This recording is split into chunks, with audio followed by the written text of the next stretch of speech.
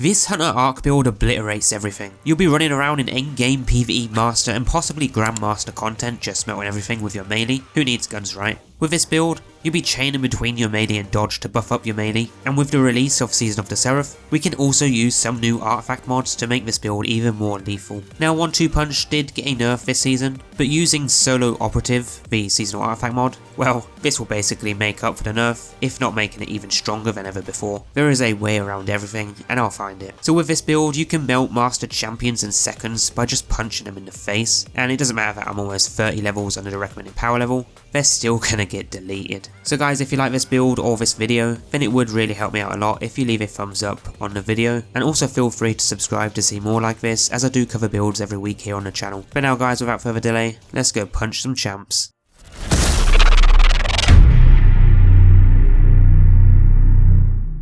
Now just quickly as always, if you like these build videos and you want to see more, then feel free to check out the new Season 19 class build playlist, which is linked down below, because I will be adding new and updated builds in there every week, up until the release of Lightfall and Season 20 at the end of February. And you guys might just find your new favourite build. But guys, with this build today, you'll easily be able to solo flawless any activity in the game, because this build is designed for solo players who play on their own in endgame PvE. Now there are some downsides to this build, and the only main downside is that, well, if you don't have any minor adds around you, and you only have tough bosses and champions, then you're going to have a few problems, because you need adds around in order to build up DPS stacks for your melee attack, because without a consistent amount of adds, you won't be able to insta-kill champions and bosses. But this build is by far one of the best hunter builds out there today, for both ad clearing and DPS, since we'll use our melee that jolts enemies and chains their arc damage to adds around you. Now there is a lot going on with this build, but it's actually very easy and simple to use, because the way it works is you'll first kill an enemy with your melee, then dodge and repeat.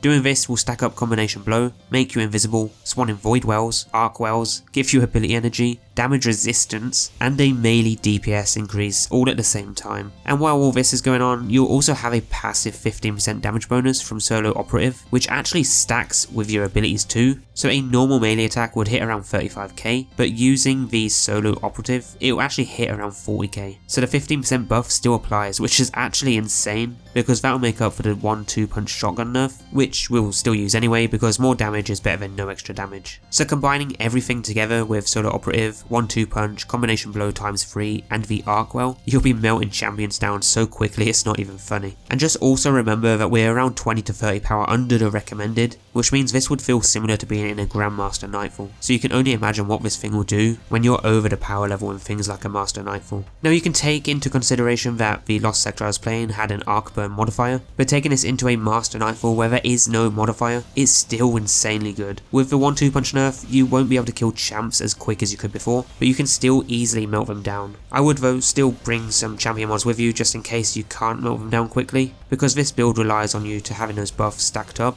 and if there are no adds around in order to achieve that, you're going to have to use your weapons. So now going over the setup of this build and starting with the loadout here, you can really use anything you want since we are a melee build, but I'd recommend running a 1-2 Punch Shotty, as this will increase the damage you deal with your melee, and it's still worth using even after its nerf. For me, having a loadout on a Master Nightfall with Unstops and Barriers, I was actually running a Void Hand Cannon to deal with the Void Shields and the Unstoppables, and a Lament Heavy to deal with the Barrier Champs whenever they put up their shield. Then of course, the 1-2 Punch Shotgun of your choice, ideally in the kinetic slot. If you had overloads, you'd use an Overload SMG or Scout, or whatever you prefer, but you will want something that can stop champions, especially overloads, because they can be a real pain. For the subclass, we are going to be a Hunter Arcstrider with the Gathering Storm super ability, one of my favourite supers in the game, and you will be getting your super pretty fast too, but make sure you put on a Gambler's Dodge. This is important because this will instantly recharge your melee ability when we dodge near enemies, and then using Combination Blow, we will be able to recharge our dodge instantly, while also stacking up melee DPS by up to 3 stacks, and giving us health on each kill, which is one of the best melee abilities in the game in my opinion. But as for the aspects, the first one here is Lethal Current. After dodging, your next melee attack has increased range, jolts the target and creates a damaging aftershock. And then damaging jolted targets with that melee will also blind them. Really good aspect to use, but the second one is going to be the Flow State. Defeating a jolted target makes you amplified, and being amplified is going to increase our movement speed. For the fragments, we have Spark of Resistance. You want this so that we get the extra resistance to incoming damage when we're surrounded by enemies, which is going to be pretty much all the time, but the next fragment is Spark of Ions. Defeating a jolted target creates an ionic trace, and those ionic traces will give us ability energy.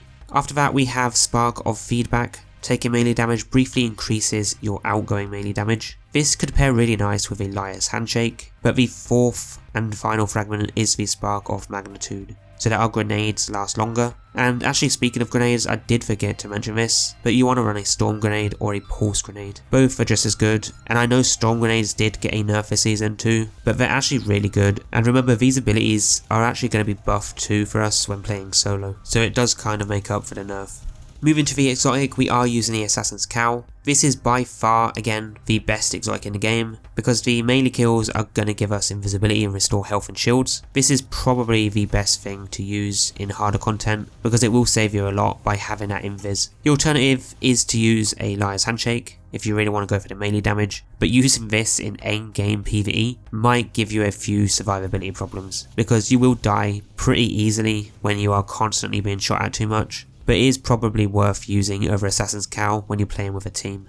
For the main mods, first up we have Melee Wellmaker. This is a 100% must have, because melee kills will spawn arc wells, and the one thing we're doing with this build is getting melee kills right, so slot this on. And then the second mod you want is going to be a Well of Ions. Picking up an arc elemental well causes the next melee to deal increased damage. This does stack with Combination Blow and Solo Operative, and you ideally want to pick up the well just before attacking a champion or boss to give you that extra damage to kill them quicker. The next mod we have is Reaping Wellmaker to spawn in a Void Well after dodging and getting a weapon kill. This is because the next mod is going to be Well of Tenacity, where picking up that Void Well is going to give us damage resistance, and when you're running around in endgame PvE killing everything, you want as much resistance as possible so you don't die before getting a kill, because the first few kills in Master or GM while underpowered is going to be really difficult because you won't have the DPS stacks to begin with, so the ads won't die in one hit initially. But once you do get those stacks buffed up and you get going, everything should become a one hit kill most of the time. Now the fifth and final mod is actually going to be a Powerful Friend so that I can get the plus 20 to mobility, because I do like my mobility to be maxed out with all my hunter builds if I can, but you guys can really use anything you want, it is completely up to you. But for the normal mods, in the helmet we have 2 hands-on for bonus super energy on melee kills. This is what is going to give you your super really quick, but for the arms you want your champion mod or mods. Chest you want as much damage resist as possible, legs you want your heavy weapon scavenger mod, and then lastly for the class you want your solo operative mod for the 15% damage increase when playing solo, which again stacks with everything and works with everything. One of the best mods in the game right now in my opinion. Now you could move Melee Wellmaker to another slot like my Powerful Friends in the helmet, so that we can then slot on a Lucent finisher. This would be pretty useful because since we're up in the champion's face quite a lot, we may as well finish them to get that heavy ammo drop, and it only costs 3 points too, which is pretty nice. I think last time it was actually 6 or 7 energy a few seasons back, but you could even run the new artifact mod here, which increases your damage by 10%, but this is on a 5-second timer, so it's just not worth it when you can use Solo Operative infinitely for a 15% buff. I guess it would be worth using if you're not playing solo, but the point of this build is to use it when solo. Playing with a team will probably just make you worse off if they are taking all your kills that would be used to stack up your buffs. You could though run a Weakened Clear mod and the Solo Operative, so you're getting an extra 15% debuff on a champion. That could help a lot, but personally it's just far too much effort to get your melee DPS stacks up by getting 3 melee kills, get an arc well, then debuff a champion with a GL, then shoot it with a 1-2 punch shotgun, and then use your melee. Nah, I think it's just far too much work, and I'd rather just do without it. But guys, the last thing before we conclude the build here, just make sure you have your resilience up to 100 so that you can get your 40% damage reduction in PvE, otherwise you will die too quick. But the resilience is pretty much the only thing you need with this build, and then you can invest your other stats into whatever stat you want. Now with this build, I have to say, last season with Arc 3.0 it was just amazing, and even with the 1-2 punch nerf, it's still just as good and worth using in season 19, because we do have those new artifact mods which are going to make this build even stronger. But overall, a fantastic build to use in endgame PvE as a solo player, for short term DPS on things like a champion or tough ad. I would only use this build when playing solo though, so it's ideal for Master Lost sectors, or heck, even a Grandmaster Nightfall solo if you're a solo player. But definitely a really good build to use when farming out exotics in Master Lost sectors solo. Now guys, that there is your new Hunter Arc melee build updated for this season in Destiny 2 Witch Queen Season of the Seraph, or Season 19. Next, as always, be sure to check out the playlist down below for more fun top and broken builds like this for this season, as I do cover them every week here on the channel. But guys, as always, leave a rating, subscribe for more to stay tuned with the latest builds and news, and I'll see you guys very soon for the next video.